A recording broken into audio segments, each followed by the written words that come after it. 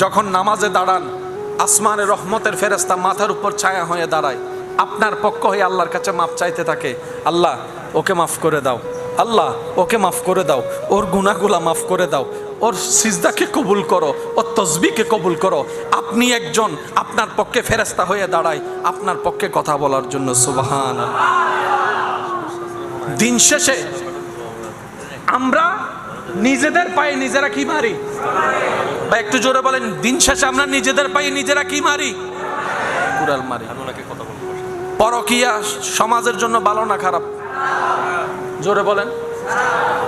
এই পরকীয়া নিয়ে দুই একটা কথা বললে আপনারা কোন রাগ করবেন? পরকীয়া শব্দটাকে একটু গবেষণা করে দেখেন, প্লাস মাইনাস হিসাব করে আপনি একটা রেজাল্ট কমন পাবেন। ইসলামের আইন না মানার কারণে এই পরকীয়া সৃষ্টি। বুঝাতে পারছি কথা?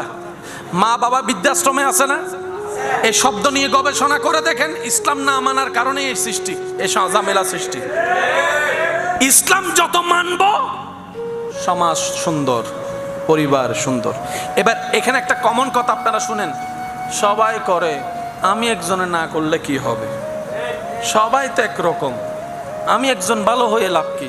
আমি বলবো ভাই, 10-এর শুরুটা কিন্তু 1 দিয়ে হয়। 10 অঙ্কের শুরুটা কিন্তু এই 1 আপনি হয়ে যান।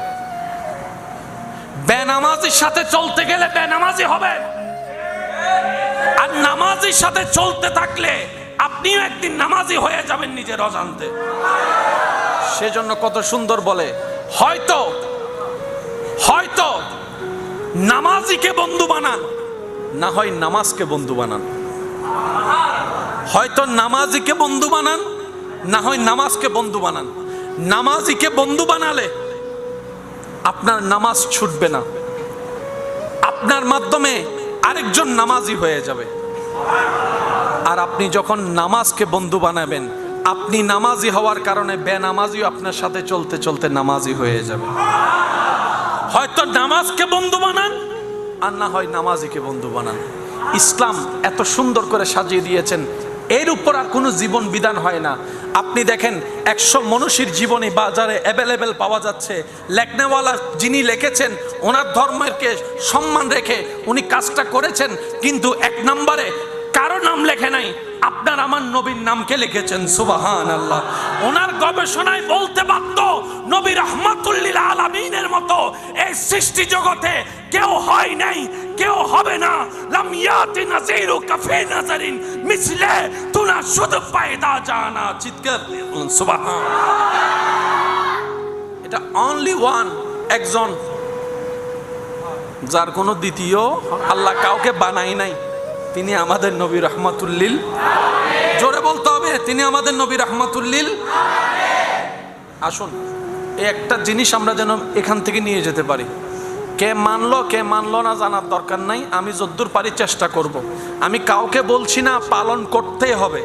দেখেন, বলা একটা জিনিস, কাজ আদায় করে নেওয়া আরেক জিনিস। উত্তম কোনটা, বলা নাকি কাজ আদায় করে নেওয়া? আপনারা কি বলেন? যেটা বলবেন আমি সেটাই বলবো। বলা, শোনানো নাকি কাজ আদায় করে নেওয়া? কিছু টিচার আছে পড়া দিয়ে চলে যায়, আবার কিছু টিচার আছে নগদে পড়া আদায় করে নেয়। যিনি পড়া দিয়ে যায় তিনি 5 পৃষ্ঠা মুখস্থ করে আসিস, আর যিনি পড়া আদায় করে নাই উনি বলে যে 5 পৃষ্ঠার আমার দরকার নাই, তুই আধা লাইন হলো মুখস্থ করে আমার এখন দে। দুইটার কিন্তু পার্থক্য আছে। আল্লাহ আমাদেরকে একটু বোঝার তৌফিক দান করুন। ইসলামের যত আদেশ সব আমাদের জন্য কল্যাণ। মনে আছে কথাটা? আপনি কিভাবে ঘরে ঢুকবেন ইসলাম শিখিয়ে দিছে, কিভাবে মসজিদে ঢুকবেন ইসলাম শিখিয়ে দিছে।